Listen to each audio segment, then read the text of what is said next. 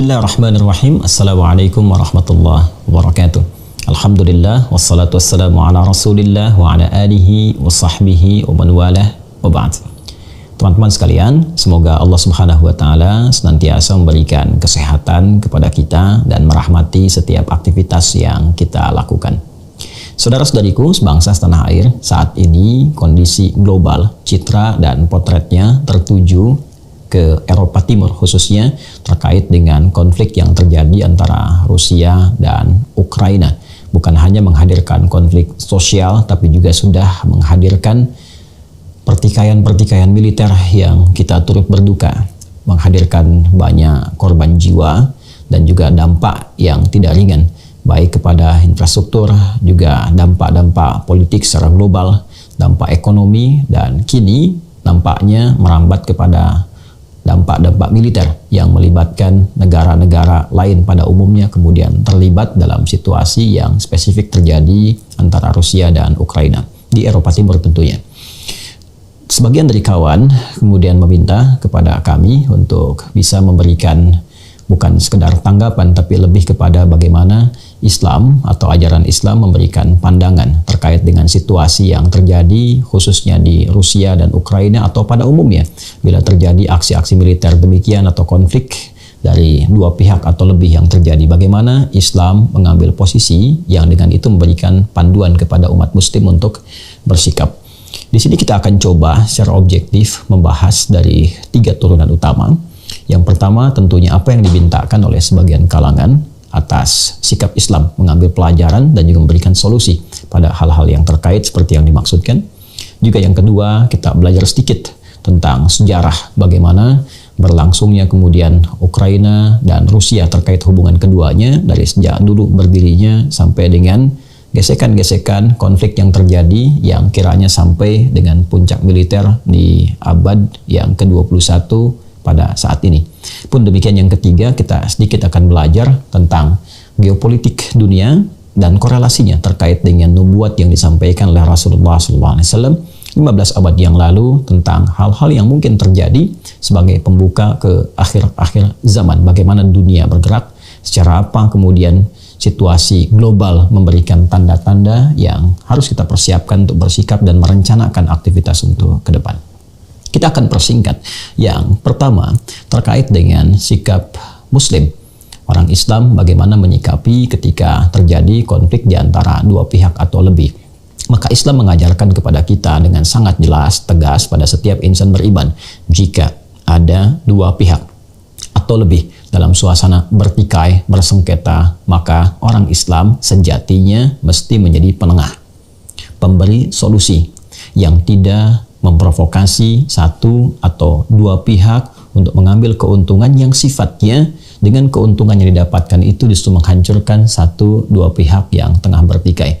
Hendaklah dia datang menawarkan satu solusi yang menyenangkan bagi keduanya, yang mendamaikan bagi keduanya, seperti Rasulullah SAW pernah mencontohkan dalam peristiwa peletakan Hajar Aswad itu setelah direnovasinya Ka'bah. Bagaimana beliau mendamaikan potensi konflik yang mungkin terjadi di suku-suku Arab pada masa itu.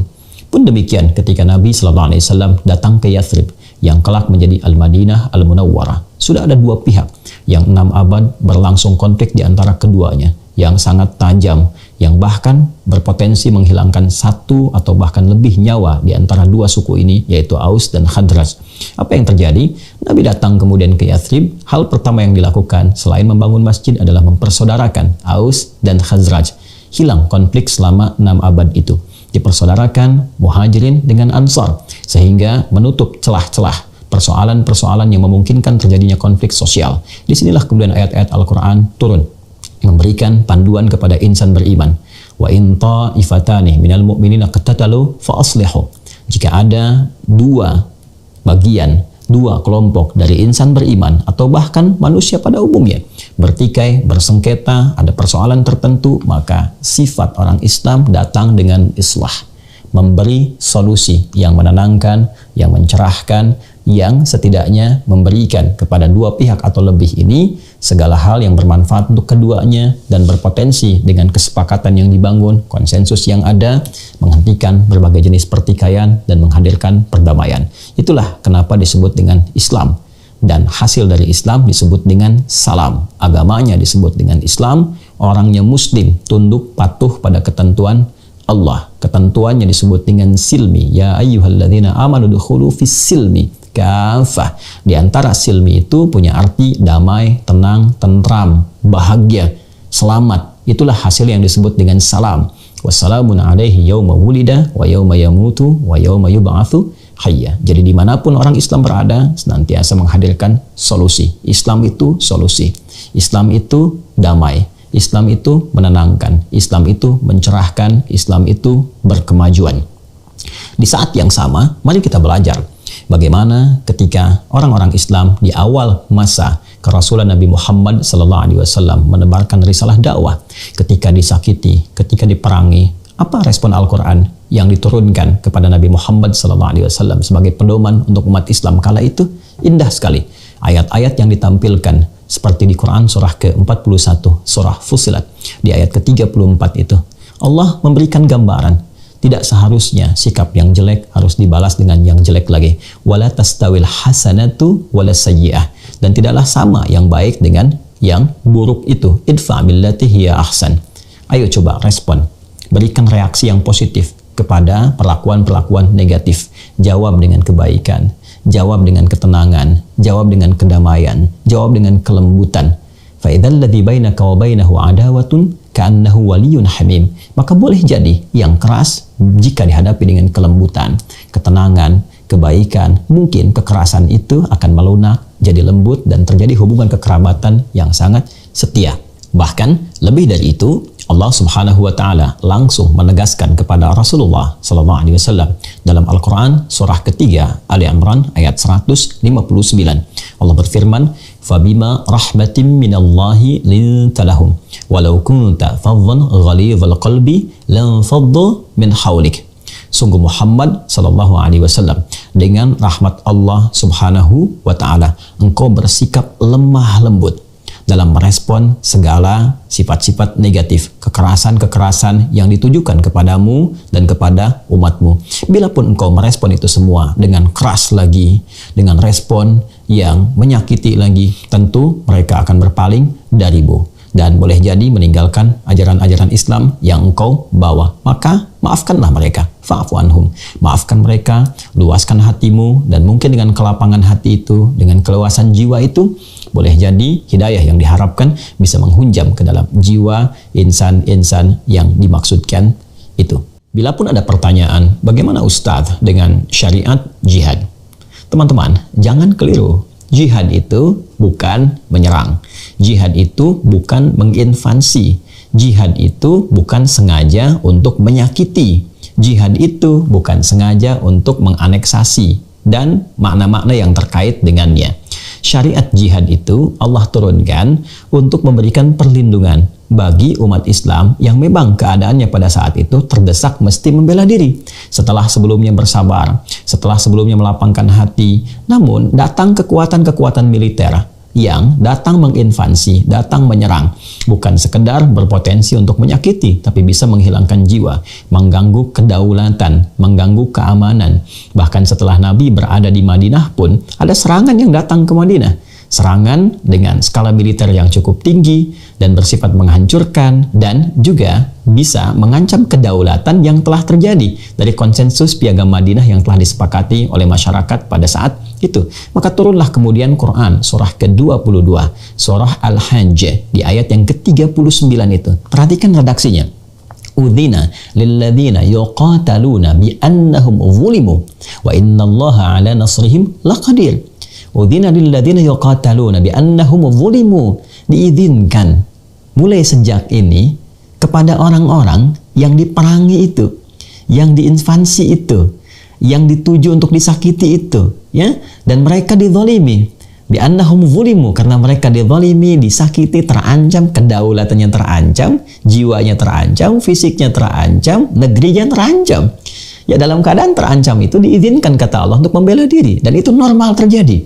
Jadi syariat jihad yang diturunkan adalah syariat yang oleh Allah Subhanahu wa taala ditujukan pertama untuk membela diri. Ketika terancam, silahkan membela. Yang kedua, menjaga kedaulatan. Ketika kedaulatan terancam, silakan hadir untuk mempertahankan. Yang ketiga, ini yang paling menarik, dan ini adalah fitrah bawaan dalam berkehidupan. Ya, apa itu? Umumnya, seseorang ingin mendapatkan kedamaian, ketentraman, kebaikan, dan membela diri untuk melahirkan kedamaian, ketentraman, kebaikan, sehingga tidak terjadi potensi-potensi untuk menyakiti lagi karena memiliki izzah, memiliki kekuatan, dan orang dengan kekuatan itu akan sungkan, akan segan untuk menyakiti atau melakukan tindakan-tindakan yang bisa merusak. Itu normal dalam berkehidupan. Jadi jihad bukan ingin menghancurkan orang lain. Jihad bukan ingin menimbulkan kekacauan, apalagi kesan-kesan terorisme yang seringkali dimunculkan kekinian. Itu adalah sesuatu yang salah total, totally wrong. Ya, satu paradigma yang dibangun, citra yang ditunjukkan, tapi keliru dalam memahami baik konsep ataupun terapannya. Jadi, kalau kita ingin kembali kepada segmen pertama, bagian dari perbincangan kita ini, kita ingin menegaskan bahwa sekali lagi, sikap umat Islam wajib menghadirkan islah, jalan tengah yang mendatangkan perdamaian, yang menenangkan, yang meneduhkan, yang memberikan kemaslahatan bagi dua pihak ataupun berbagai pihak yang terlibat dalam situasi-situasi konflik. Baik itu yang terjadi di Eropa Timur antara Rusia dan Ukraina seperti yang sekarang kita saksikan, ataupun juga konflik pada umumnya dalam skala global ataupun juga skala lokal yang terdapat di Indonesia secara khusus. Bagaimana Muslim bersikap? Maka bersikaplah seperti yang tadi telah kami utarakan berdasarkan bimbingan Al-Quran dan praktik berkehidupan yang dicontohkan Rasulullah Sallallahu Alaihi Wasallam. Muslim selalu solutif, Muslim menghadirkan solusi yang meneduhkan, menenteramkan, bermaslahat, dan berkemajuan yang mencerahkan. Sekarang kita akan masuk pada perbincangan yang kedua tentang situasi yang terjadi antara Rusia dan Ukraina berdasar tinjauan sejarah, dan ini akan memberikan landscape yang lebih luas dan juga pandangan yang lebih objektif, karena kita tidak bisa melihat satu persoalan yang terjadi dari satu tempat hanya dari sudut pandang kita pribadi saja. Kita mesti masuk ke dalam wilayahnya, kita masih masuk dalam spektrumnya, sehingga kita bisa merasakan dan mengetahui jika berada dalam lingkaran yang dimaksudkan. Dan pendekatan sejarah adalah pendekatan yang paling netral, yang kita bisa perhatikan, kita bisa lihat, termasuk keterkaitannya dengan respon-respon dunia yang kita saksikan pada saat ini. Teman-teman, sejatinya kita bisa mendapatkan banyak referensi yang bahkan bisa di-googling, berselancar sendiri, mendapatkan referensi dari internet tentang keterkaitan sejarah antara Ukraina dan Rusia yang ternyata memang sudah berlangsung sejak berabad-abad yang lampau, tepatnya dari 880 Masehi, abad ke-9 sampai dengan abad ke-12 Masehi itu. Keterkaitan dan keterikatan antara Rusia dan Ukraina seperti kita ketahui sudah berlangsung dari sejak zaman kerajaan Kievan Rus atau Kiev-Saya Rus di Eropa Timur, wilayah Slavia Timur khususnya. Dari mulai Novgorod yang sekarang disebut dengan Rusia itu, dan kelak kemudian dialihkan oleh Oleg ke wilayah Kiev yang kita kenal sebagai ibu kota Ukraina pada saat ini di abad ke-9. Sampai berlangsung sebagai pusat politik, pusat ekonomi di abad yang ke-11, dan memang sejak saat itu keterikatannya begitu kuat, bahkan menyatu. Saya ingin lompat cepat ya sampai kemudian terjadi satu pertikaian-pertikaian, perselisihan-perselisihan yang memisahkan di antara keduanya, bahkan wilayah-wilayah yang berada di sekitarannya, baik itu Belarusia ataupun yang sekarang menjadi wilayah-wilayah lain seperti negara Polandia, atau nanti kemudian batasan-batasannya Rumania dan Lituania dan sekitaran-sekitarannya, atau wilayah juga yang termasuk dalam wilayah Balkan yang kita kenal saat ini. Teman-teman, masa Soviet pada kisaran awal abad ke-20 menyatukan kembali wilayah-wilayah ini, baik apa yang tadi saya sebutkan dan khususnya terkait dengan Rusia dan Ukraina, maka dijadikan satu kesatuan wilayah di Soviet, baik wilayah Balkan, kemudian juga Ukraina dan termasuk Rusia di dalamnya. Disatukan dalam satu kesatuan, disebut wilayahnya dengan Uni Soviet, dan membentuk satu fakta pertahanan tertentu di tahun 1955 dikenal dengan Fakta Warsawa, seperti yang pernah kita pelajari dalam sejarah. Satu bencana muncul sekitar tahun 1930-an di era Stalin saat memerintah di Uni Soviet itu, ketika Stalin diduga mendesain satu bencana khusus di wilayah Ukraina yang menyebabkan kelaparan yang akut sehingga menyebabkan banyak orang meninggal dunia pada masa itu. Diduga banyaknya populasi di Ukraina yang meninggal dengan harapan digantikan oleh generasi-generasi tertentu yang diduga menghadirkan kesetiaan yang tinggi terhadap Uni Soviet ataupun kepemimpinan Stalin dan orang-orang setelahnya.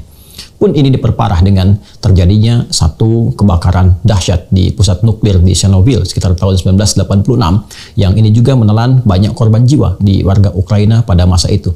Ini yang sesungguhnya menghadirkan satu rasa berbeda, konflik-konflik awal, akar-akar sekam yang menghadirkan bara di kemudian hari, keinginan untuk berlepas, keinginan untuk berpisah dari sebab-sebab yang tadi telah disebutkan. Puncaknya pada tahun 1991 terjadi puncak dari Perang Dunia Kedua, khususnya antara blok timur dari Soviet dengan blok barat yang dikomandoi oleh Amerika pada masa itu, yang secara singkat menghadirkan kekalahan dari blok timur di pihak Uni Soviet pada khususnya, yang secara konsekuensi langsung dari itu semua menghadirkan bubarnya Uni Soviet, dan tibalah kemudian masa-masa negara-negara berpecah, hadir negara-negara kecil, lebih kecil saya maksudkan dibandingkan dengan Uni Soviet yang melahirkan Rusia seperti kita kenal saat ini.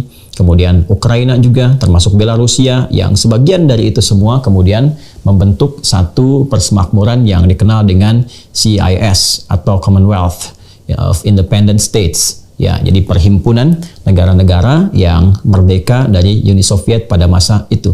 Saya tadi sebutkan ada Rusia, ada Ukraina, ada Belarusia, dan beberapa negara-negara yang lainnya termasuk juga dari negara-negara Balkan. Teman-teman sekalian, setelah itu terjadi pasang surut yang kita bisa saksikan saat ini. Ada yang lebih kemudian cenderung ke wilayah-wilayah yang Eropa Timur untuk menyatukan kembali visi-visi masa lalu, dan ini diwakili oleh Rusia. Rusia masih punya ambisi-ambisi yang sangat tinggi bagaimana menghadirkan kebesaran-kebesaran di masa Uni Soviet dulu, sampai kesan yang dibangun bagaimana ingin menyatukan satu wilayah besar disebut dengan Kekaisaran Rusia, sehingga nostalgia masa lalu menjadikan Rusia ingin memperlebar wilayah-wilayahnya, dan kemudian juga bukan hanya ingin menganeksasi, tapi juga ingin menjadikan setiap wilayah-wilayah kecil yang dipimpin oleh pemimpin-pemimpin tertentu tetap menginduk kepada Rusia. Dan ini yang terjadi kemudian pergolakan-pergolakan, bagaimana dikondisikan setiap pemimpin-pemimpin di wilayah bahkan seperti Belarusia, termasuk juga Ukraina yang pro terhadap Rusia. Dalam masa perkembangannya, kemudian Rusia yang kelak dipimpin sampai dengan sekarang oleh Vladimir Putin yang mantan dari anggota KGB itu, kemudian berusaha membenahi, menata kembali negara Rusia sehingga menghadirkan banyak kekuatan-kekuatan di berbagai bidang, baik itu stabilitas di bidang ekonomi, termasuk juga di militer, bahkan sekarang menjadi negara terkuat nomor 3 di dunia dari segi angkatan militernya.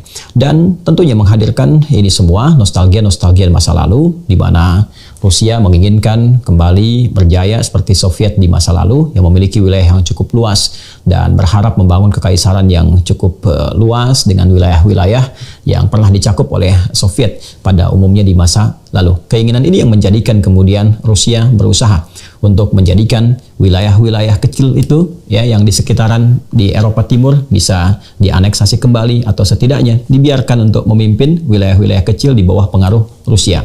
Maka dijadikanlah kemudian pemimpin-pemimpin seperti di Ukraina, di Belarusia, pro kepada Rusia, pro kepada blok timur, dalam hal ini wilayah yang pernah menyatu dengan Soviet di masa lalu. Maka kita lihat misalnya di Ukraina sendiri sampai tahun 2014 dipimpin oleh presiden bernama Viktor Yanukovych yang sejatinya pro terhadap Rusia. Namun nahasnya di tahun 2014 itu terjadi demonstrasi besar yang diduga oleh Rusia diprovokasi oleh Barat sehingga menggulingkan kepemimpinan Viktor Yanukovych.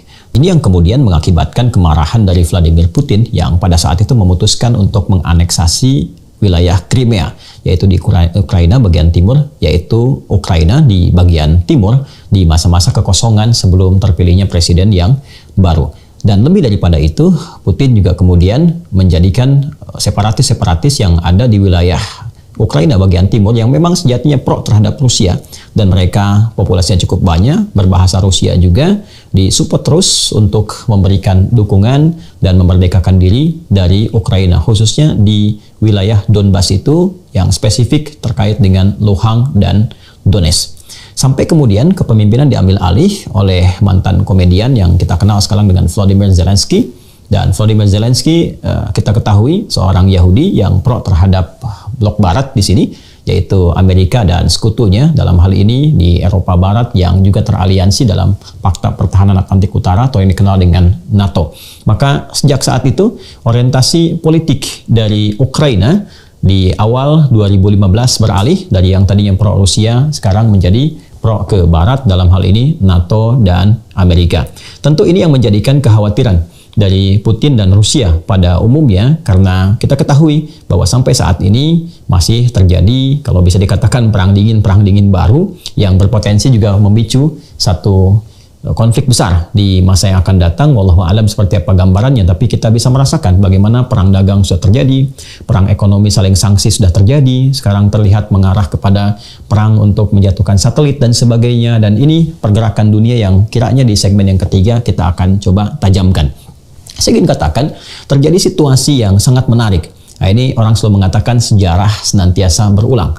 Kalau kita melihat pada medio di 1962, Anda mungkin masih ingat ya, ketika ada pembahasan bahkan yang di Wikipedia pun dihadirkan sebagai satu tragedi nuklir di Kuba saat September itu 1962, Amerika melakukan serangan terhadap Teluk Babi di Kuba yang ini menjadikan Uni Soviet pada masa itu merasa sangat berang, sehingga Perdana Menteri Soviet pada masa itu yang dipimpin oleh Nikita Khrushchev memutuskan untuk mensuplai dan mensupport Kuba dengan support yang sangat luar biasa dengan senjata-senjata nuklir, dan bersiap menempatkan senjata nuklir di wilayah Kuba itu, sehingga didesain untuk mempertahankan Kuba dan satu saat juga digunakan bila terjadi satu benturan militer antara Uni Soviet dan Amerika pada masa itu.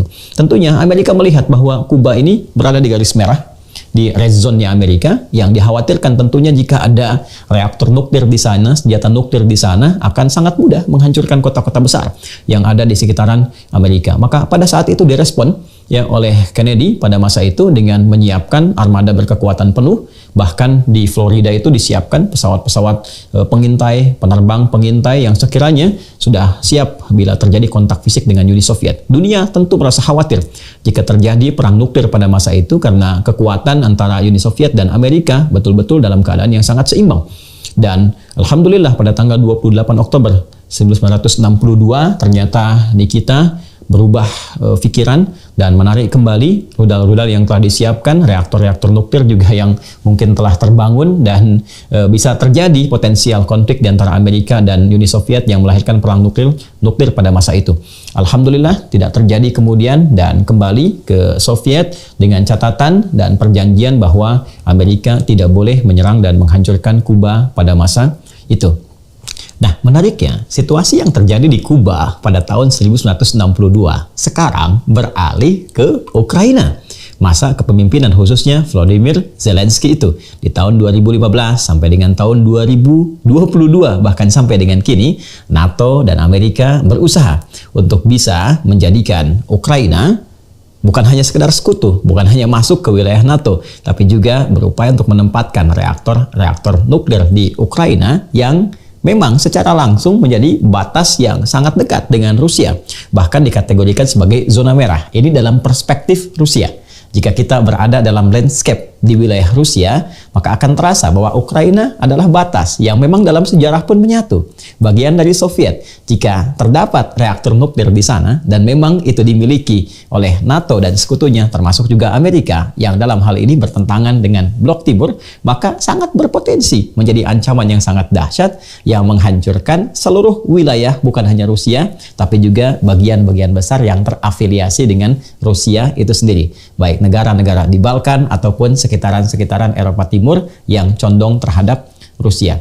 Ini yang menjadikan Rusia begitu khawatir dan memang menyiapkan ya rencana yang cukup matang, cukup panjang, diawali dengan mensupport gerakan-gerakan separatis di wilayah timur Ukraina yang di Donbas khususnya memang pro terhadap Rusia. Bahkan bahasanya pun sudah menggunakan bahasa Rusia dan masuk dengan cara yang tidak biasa, dengan menyampaikan bahwa ada keinginan di wilayah timur Ukraina untuk merdeka, dan mereka dekat dengan Rusia, berbahasanya bahasa Rusia, dan memang telah membuat perjanjian dengan Rusia yang kiranya ketika mereka membutuhkan bantuan, mereka harus mendapatkan respon cepat dari Rusia untuk membantu. Ini yang menjadikan motif awal Rusia untuk memobilisasi pasukan yang sangat luar biasa di November 2021, dan puncaknya kita saksikan di awal tahun 2022 ini terjadi invasi besar-besaran yang pada awalnya terlihat dan terduga tidak dilakukan, tapi ternyata masuk juga, yang kita bisa duga secara umum bahwa tujuan utamanya spesifik adalah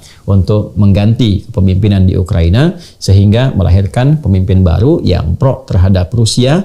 Dan dengan itu semua dapat dicapai misi atau tujuan utamanya, menggagalkan peluang-peluang dari Barat untuk menjadikan Ukraina sebagai bukan hanya batas merah dengan Rusia, tapi juga tempat yang bisa ditanam nuklir di dalamnya sehingga bisa memicu pertahanan-pertahanan Rusia dapat dihancurkan secara langsung dengan serangan-serangan nuklir yang langsung menembus ke jantung di Eropa Timur. Ini yang penting kita pahami secara global kalau kita bicara tentang geopolitik dan geostrategis. Ini ngaji geopolitik dan geostrategis. Jadi kalau kita berada di posisi Rusia, ini yang didapati. Kalau kita berada di posisi blok barat, Amerika dan sekutunya, maka ini yang dimungkinkan bisa kita baca. Apa hikmah pelajaran-pelajaran besar yang harus memang dibaca secara cermat oleh Indonesia? Saya kira seluruhnya, bukan hanya di bidang intelijen atau juga pemimpin-pemimpin negara ya di level-level baik itu politik ataupun juga di militer dan pemikir-pemikir pada umumnya, sehingga bisa memberikan masukan-masukan yang positif bagaimana Indonesia bisa belajar dari situasi-situasi ini. Saya melihat kepada dua hal yang sangat penting. Yang pertama, penetrasi yang dilakukan oleh Rusia untuk menganeksasi baik itu Crimea, wilayah timur, sampai kemudian sekarang bergerak ke pusat wilayah ibu kota di Kiev itu, ya bukan sekedar mengambil alih, tapi juga mematahkan berbagai bentuk langkah-langkah antisipatif yang kemungkinan bisa menyerang terhadap negara. Hal pertama yang penting untuk diwaspadai kita belajar adalah bagaimana cara Rusia melakukan penetrasi dengan mengondisikan wilayah timur untuk merdeka, mendukung gerakan separatis dan sebagainya. Nah, ini penting kita lihat, kita tarik ke dalam nuansa kehidupan berbangsa, bernegara di skala Indonesia. Bila ada gerakan-gerakan separatis, apalagi yang meminta dukungan-dukungan kepada luar, ya bahkan menghadirkan wacana-wacana, menghadirkan kesan-kesan negatif terhadap pemerintahan negara Indonesia, itu patut diberikan perhatian yang kuat, perhatian yang tinggi, ya supaya tidak terjadi di masa depan bahwa ada pengakuan dari dunia luar, dan dengan pengakuan itu kemudian masuk pasukan-pasukan dari luar, ya masuk kemudian invasi dari luar untuk menganeksasi atau mengambil wilayahnya, dan ini sangat berbahaya, sangat berbahaya. Atau kalau kita tarik lagi, lebih dekat lagi, skalanya kita perkecil lagi, maka kita mesti mewaspadai berbagai gejala-gejala konflik sosial yang menghadirkan polarisasi di lingkungan masyarakat Indonesia, di lingkungan bangsa Indonesia. Ini yang harus diwaspadai. Sekarang kita melihat gejala-gejalanya, ya bagaimana berbagai pihak dibenturkan. Bahkan di umat Islam saja bagaimana ada faksi Kiai A, Kiai B, kan? Di Habib A, Habib B, ulama faksi A, ulama faksi B, masyarakat versi A, versi B. Di sini ada bagian buzzernya, di sini juga ada pihak-pihak yang menjadi corong sengketanya. Ini penting, kita harus hadirkan rekonsiliasi, berpikir secara cerdas, berpikir secara komprehensif, mengembalikan kepada dasar negara yang telah disepakati, dan tanamkan kecintaan yang sesungguhnya pada diri kita terhadap bangsa negara. Jangan sampai terpecah, jangan sampai kemudian terbelah, ya. Jangan sampai hajat-hajat politik yang memang dikerjakan hanya oleh sementara orang demi kepentingan politik tertentu berpotensi dan tega mengorbankan satu hasil dari perjuangan yang telah menyatukan Indonesia. Ingat, saya ingin katakan Uni Indonesia itu telah terjadi jauh sebelum Uni Eropa. Ya, Uni Indonesia itu lebih besar dibandingkan dengan Uni Eropa. Eropa hanya menyatukan beberapa wilayah negara-negara dengan perjanjian tertentu. Indonesia itu mampu menyatukan kerajaan-kerajaan ya dengan tata kehidupan sendiri, dengan tata pemerintahan sendiri, bisa dipadukan dalam nuansa Bhinneka Tunggal Ika. Itu sesuatu yang sangat dahsyat ya. Dan bila terjadi potensi-potensi yang memungkinkan memecah atau terjadi potensi separatis dan sebagainya, harus cepat ditangani. Ya, cepat ditangani, cepat dicari solusi yang terbaik, solusi yang ideal, yang menenteramkan dan menyatukan. Itu pelajaran yang pertama. Jadi jangan sampai seperti Rusia ya masuk penetrasi ke wilayah timur Ukraina, sampai kemudian merangsek masuk ke wilayah pusatnya sampai ke Kiev, ya sampai berkeinginan menggulingkan atau presiden atau pemerintahan yang sah untuk diganti terhadap yang pro dengan Rusia. Ini dalam satu kacamata geopolitik yang ditarik kemudian ke dalam politik lokal yang menghasilkan satu ketertiban dalam bidang politik, hukum dan keamanan di Polhukam dalam konteks ini. Ya, kemudian teman-teman sekalian, pada bagian kedua kita juga melihat citra Barat di sini. Nah ini penting sekali ya. Sampai saya batuk tuh, penting sekali untuk dilihat karena Barat ini ya, selalu kesan standar gandanya begitu kuat. Ya, kesan standar gandanya begitu kuat. Saya ambil contoh begini. Kalau Anda lihat media-media Barat yang menampilkan situasi di Ukraina dengan Rusia, ya kita ambil CNN misalnya atau media yang lainnya. Silakan perhatikan bagaimana propaganda yang dibangun untuk menampilkan anak-anak yang ketakutan, perempuan-perempuan jadi korban, ada kemudian yang di bawah kereta, ada yang kemudian di dalam kondisi anak-anak yang berlatih untuk bersembunyi dan sebagainya. Betul. Ya, dalam konteks ini kita lihat mungkin itu nyata terjadi. Mungkin adanya demikian. Atau juga reporter yang sengaja mengambil rekam-rekam tertentu dalam nuansa untuk membangun kesan kepada dunia bahwa ini dalam kondisi yang sangat berbahaya, ya sangat terancam dan sebagainya. Anda bisa perhatikan, sisi ini itu bisa menarik simpati dunia dan betul. Ya, meminta perdamaian, meminta jangan sampai terjadi. Kita sepakat di sisi itunya. Tapi kita bertanya, di mana semua gambar, video, rekaman itu ketika terjadi invasi kepada Irak? Ketika terjadi invasi di Afghanistan, pencarian senjata kimia yang tidak pernah ditemukan sampai dengan sekarang, pemusnah massal yang di Irak itu, yang tidak pernah ditemukan, di mana video-video itu? Di mana citra gambar-gambar anak-anak yang banyak menjadi korban? Perempuan-perempuan yang mengalami pelecehan, ya, tempat-tempat yang mengalami kehancuran. Video seperti sekarang itu tidak pernah ada. Berita-berita yang digambarkan tidak pernah muncul. Sehingga dengan berita dan video itu tidak mencegah tragedi di Irak itu berlanjut. Tidak mencegah harapan-harapan untuk menemukan senjata pemusnah massal itu tidak dilakukan. Karena memang tidak ada sama sekali. Dan bagaimana kejadian di Taliban? Ya, harapan-harapan tertentu yang semula mengkreasikan bagaimana menciptakan ya semacam pejuang-pejuang, kalau kita bisa sebut pejuang-pejuang lokal, ya kan? Milisi-milisi dalam bahasa kekinian yang didesain untuk mengalahkan Soviet. Dan setelah Sovietnya kalah, ternyata Amerikanya bertahan. Dan yang paling menarik kemudian menjadikan persoalan baru. Konflik antara Amerika dengan milisi-milisi ini yang menghasilkan terorisme yang sekarang kita kenal dan mendunia itu. Sebetulnya persoalan-persoalan terorisme yang percikannya sampai ke Indonesia itu bukan masalah kita. Bukan problem Indonesia.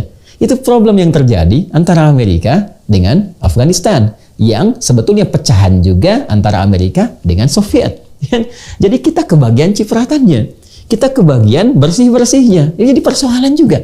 Ya, alih-alih sekarang isu yang dibangun ada Arabisasi, ada isu tentang ya taruhlah hal-hal kecil yang dimunculkan seakan-akan Arab yang mendatangkan persoalan, seakan-akan Islam yang mendatangkan kekerasan dan sebagainya. Padahal kalau kita kaji kembali kepada intinya, inilah percikan-percikan persoalan yang bahkan bukan milik kita. Bukan punya Indonesia, yang punya masalah Amerika dengan Soviet. Ya, terjadinya di mana? Di Afghanistan. Yang dibikin apa kemudian? Ada Al-Qaeda. Ada apa lagi? Ada Taliban kemudian. Lalu berkembang kemana? Berkembang kemudian ke Irak. Berkembang kemana lagi? Berkembang ke Syria. Dibikin apa lagi? Dibikin ISIS. Siapa yang membuat ISIS? Amerika juga. Yang jadi persoalan ketika kombatan milisi-milisi itu menyebar kemudian ke tempat masing-masing, ada yang pulang ke negara masing-masing karena persoalannya dengan Amerika. Amerika harus memberikan kesan ini musuh, ini bahaya, ini bisa menghancurkan aset, sehingga dibangunlah kampanye apa yang disebut dengan terorisme itu. Maka ini teroris, ini teroris. Karena yang disebut teroris adalah alumni-alumni di wilayah-wilayah ini, wilayah-wilayah di Afghanistan, wilayah di Irak, wilayah Pakistan, wilayah kemudian di Syria dan sebagainya. Ketika menyebar ke tempat-tempat yang berbeda, yang memang di antara mereka ada yang memang ingin berniat berjuang, ingin membantu, ya, tapi berada dalam spektrum pertikaian antara Amerika dengan Uni Soviet yang menjadikan ini sebagai proksi bahkan tempat untuk terjadinya persaingan dan peperangan militer. Ketika berpecah itulah yang harus muncul, ini berbahaya, ini teroris. Maka secara tidak langsung semua negara-negara yang menyatu, bersekutu atau di bawah tekanan Amerika harus memberikan satu kesan yang sama, kalimat yang sama. Kalau kata Amerika teroris, ya itu teroris. Harus disusun satuan khusus untuk menangani itu. Potensi-potensi yang mungkin terjadi, yang bisa menghancurkan aset Amerika di beberapa tempat, termasuk di Indonesia. Ini yang menjadikan saat ini pun kita sibuk mengatasi terorisme. Padahal kita lihat dari sebelum 2001 itu ke belakang, mana terjadi bom-bom meledak itu. Mana ada isu terorisme. Dan menariknya, selalu isu terorisme itu selalu dilekatkan dengan siapa? Dengan Muslim. Di mana ajarannya? Di Islam. Dan kesan yang dibangun sedunia, kampanyenya serupa. Kalau disebutkan Islam, kalau disebutkan teroris, disebutkan terorisme, maka tiga bagian ini selalu menyatu. Terorisme adalah Muslim. Ya, teroris adalah Muslim. Terorisme bersumber dari Islam. Itu yang dikesankan ya. Padahal yang punya problem siapa? Yang punya problem Amerika dan musuh-musuhnya. Indonesia tidak menjadi bagian dari itu. Maka saya ingin katakan, kita mesti cerdas. Silahkan lihat narasi-narasi yang dibangun saat ini. Jika disebutkan teroris, padahal kita sepakat, teroris bersumber dari paham-paham kekerasan, paham-paham teror. Dan akal sehat kita mengatakan, agama tidak mengajarkan teror. Apalagi Islam, yang akar katanya juga mengacu dari akar kata salam, yaitu damai, tentram, toleran, baik, dan sebagainya. Silahkan cek, siapapun yang terafiliasi dengan terorisme ini, disebut dengan teroris, bukan hanya agamanya adalah Islam, tapi sumber akarnya pasti akan mengakar pada konflik antara Amerika dengan Soviet dulunya, tidak jauh pada wilayah Afghanistan, Irak, Syria, Pakistan, dan wilayah-wilayah yang dimaksudkan. Selain tentunya aspek-aspek lain, keserakahan golongan-golongan tertentu, keserakahan dari golongan-golongan sementara yang ingin menguasai dunia, ada aspek timbangan politiknya, ekonominya, geostrategisnya, dan lain-lainnya. Tapi kita mesti belajar dari situasi yang terjadi saat ini. Kita harus berdaulat. Ya, kita punya Pancasila, silanya ketuhanan yang Maha Esa. Turunannya adalah menghormati, menjamin hak-hak beragama. Jangan sampai persoalan di tempat lain, di negara lain mengganggu kedaulatan kita. Isu-isu Amerikanisasi itu lebih berbahaya dibandingkan dengan Arabisasi. Sekarang semuanya mesti menjadi Indonesia. Hal-hal yang sekiranya bisa menggugurkan kebiasaan-kebiasaan kita, budaya-budaya kita yang baik, saling menghormati, toleransi dalam beragama, nampaknya mesti ada cara pandang yang baru. Kita harus bebaskan dari kungkungan pemikiran yang menjadi konflik di luar. Jangan sampai konflik yang terjadi di luar, percikannya sampai ke kita, dan bahayanya memengaruhi cara kita berpikir. Sehingga terekam di paradigma kita bahwa kalau teroris harus sama dengan apa yang disampaikan oleh Amerika. Kalau buruk harus sama dengan sampah yang disampaikan oleh Cina. Kalau seperti ini harus sama dengan apa yang disampaikan oleh Arab. Tidak. Indonesia punya persepsi sendiri. Indonesia punya budaya sendiri, punya ketahanan sendiri, dan punya konsensus keberagamaan yang disepakati. Islam adalah Islam. Mau dimanapun, mau di Arab, di Indonesia, di Eropa, di Amerika, tidak ada perbedaan-perbedaan. Kita tidak bisa mengatakan, ini Islam versi Indonesia, ini Islam versi Arab. Tidak, Islam satu. Islam, ya Islam. Sholatnya sama, puasanya sama, hajinya sama, umrohnya sama, ajarannya sama. Dan indahnya, ajaran itu memberikan keselarasan di setiap tempat untuk sesuai dengan budaya yang diterapkan di tempat itu. Jadi kita tidak perlu juga misalnya ke Arab-Araban dan saat yang bersamaan ke Amerikaan kalau memang terkait dengan budaya. Tapi tolong pisahkan. Tidak semua apa yang kita kerjakan dalam konteks beragama itu mesti dipahami dengan tempatnya. Ya, sehingga digeserlah kemudian dari sebetulnya ini ajaran Islam seakan-akan ajaran Arab. Jika terjadi seperti itu patut diwaspadai. Apakah ini pemikiran orang Islam atau ini percikan-percikan yang muncul di konflik di tempat lain yang dibawa ke tempat kita yang sebetulnya sudah tenang, teduh, dan matang dalam bertoleransi. Dua. Ini hangat ya, belajarnya dalam gitu di sini. Yang terakhir, yang ketiga adalah teman-teman sekalian, ini bagian yang terpenting dari nubuat Rasulullah SAW 15 abad yang lalu, bahwa kelak di masa depan ada pembuka satu zaman baru, pembuka tatanan dunia baru. Saat mulai, yang pertama kata Nabi, taqarubul aswaq, saat mulai pasar itu berdekatan dan mudah diakses. Sekarang terjadi. Dulu orang belanja pergi ke pasar, ada naik kendaraan, mobil, angkot, motor, dan sebagainya. Sekarang di handphone, masuk saku, bisa diakses. Taqarubul aswaq, yang konsekuensinya bukan hanya mempercepat terjadi transaksi, tapi juga peluang-peluang pelanggaran-pelanggaran terhadap syariat itu rentan terjadi. Riba. Berapa banyak sekarang ada pinjaman online, bisnis yang tidak jelas, ya kan? Judi online dan sebagainya. Hal-hal yang berpotensi menghadirkan persoalan-persoalan serius, bukan hanya merusak tata kelola kehidupan ekonomi. Ada yang bermanfaatnya banyak, tapi juga potensi-potensi terjadinya pelanggaran syariat cukup tinggi.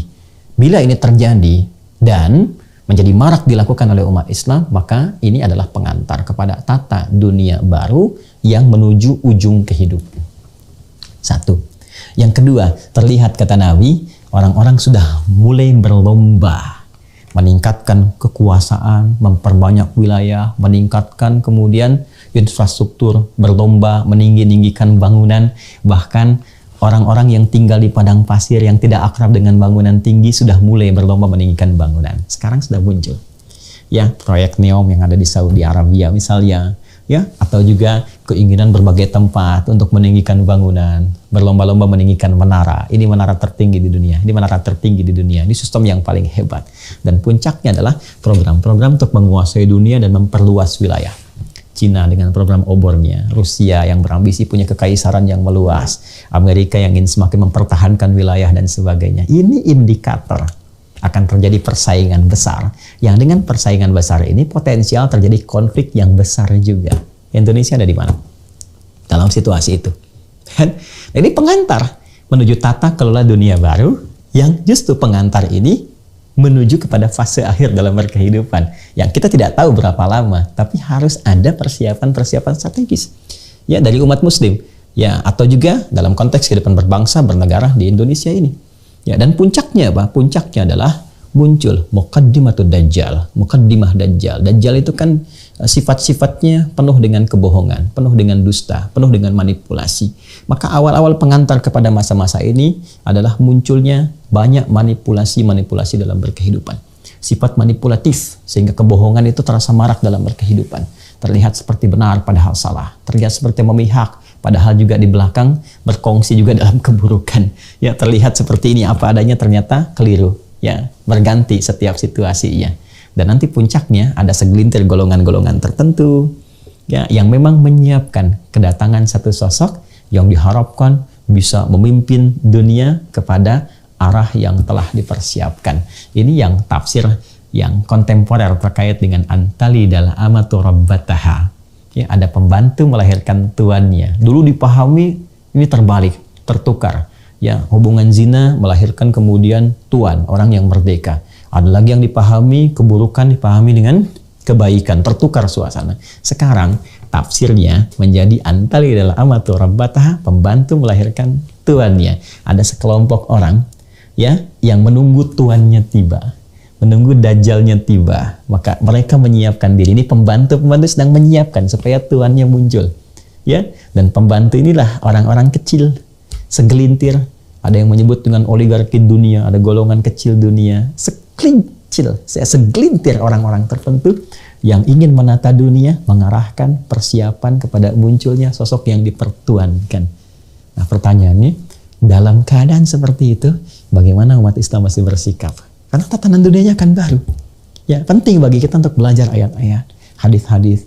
Karena ini sudah pasti sifatnya, bukan teori lagi, tapi sesuatu yang pasti yang harus dipahami. Dan tahukah Anda, semua sekarang di dunia kalau kita riset bergerak ke situ. Ya, orang-orang Yahudi yang berkumpul ya di Israel sekarang ini, itu banyak mengkaji ayat-ayat, hadis-hadis yang risetnya ke arah itu. Ya, kalau kita lihat di tempat-tempat lain juga demikian, semua mempersiapkan menjadi yang paling unggul, yang paling hebat, yang paling utama, punya kekuatan dahsyat, mimpin dunia. Dalam saat yang bersamaan, kita ada di mana?